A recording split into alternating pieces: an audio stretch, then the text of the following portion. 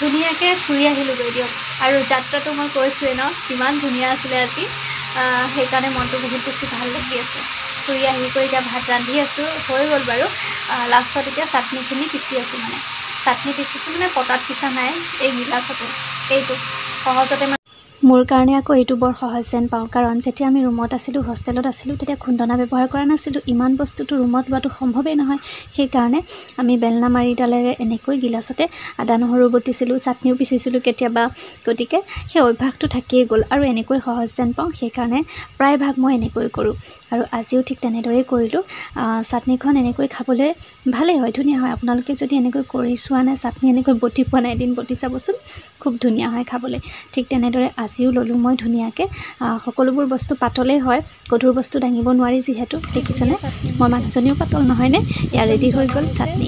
আৰু আজি মান ধনিয়া, নৰসিংহ, ডালবুট, অকণমান জ্বলা ভুজিয়া, আদা নহৰু পিঁয়াজ জলকীয়া সকলোখিনি